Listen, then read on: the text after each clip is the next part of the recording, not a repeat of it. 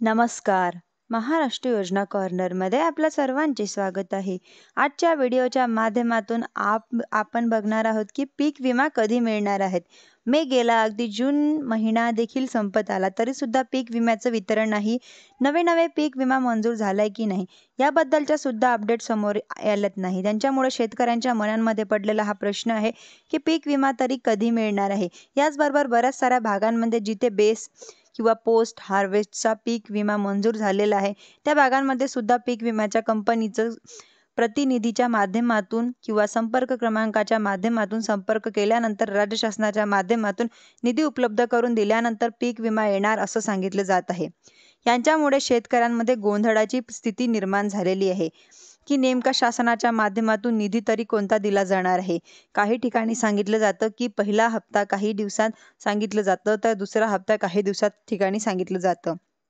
तिसरा हप्ता, मग ते पहिला हप्ता तिसरा हप्ता नेमकं काय, कोणते पैसे सरकार देणार आहे, हे पीक विमा कंपनी कधी वाटप करणार आहे. एकंदरीत शेतकऱ्यांना पीक विमा योजना किंवा यांच्यासाठी असलेल्या निधी त्यांच्या अंतर्गत बाबी या समजूनच दिलं जात नाही किंवा समजून सांगताना त्यांच्यात तोडमोड करून सांगितले जाते.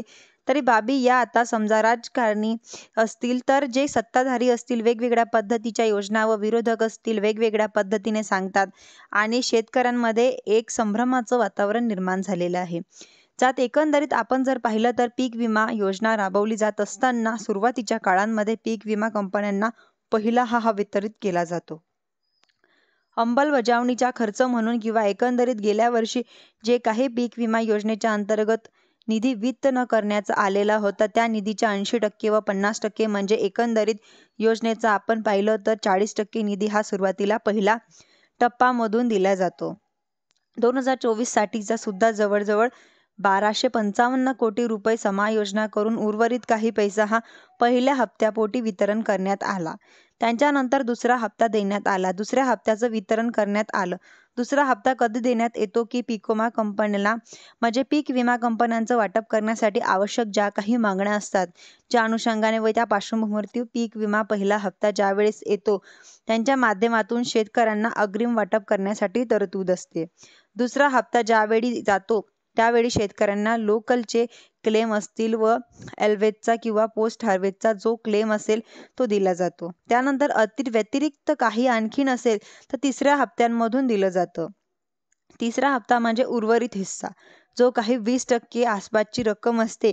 ज्या जिल्ह्यांमध्ये पोस्ट हार्वेस्टचा पीक विमा मंजूर आहे त्या जिल्ह्यांना पीक विमा लोकल लाईटच्या अंतर्गत वगैरे मोठ्या प्रमाणात वाटप होते. जिथे पीक विमा कंपन्यांना खूप मोठ्या प्रमाणामध्ये वाटप करावा लागते. साधारणपणे 7 ते 70%च्या 80%च्या घरांमध्ये असेल, कारण 20% ते लोक अंमलबजावणीचा खर्च ठेवून बाकीच्या पीक विमा वाटप करताना मग अशा जिल्ह्यांमध्ये वाटप करण्यासाठी ते उर्वरित हिस्साकडे पाहत असतात. एखाद्या जिल्ह्यामध्ये जर 10% पीक विम्याचं वाटप केलं असेल तर त्यांना पीक विमा वाटप करण्यासाठी पीक विमा कंपनीच्या सरकारच्या हप्त्याच्या अनुदानाची गरज असते.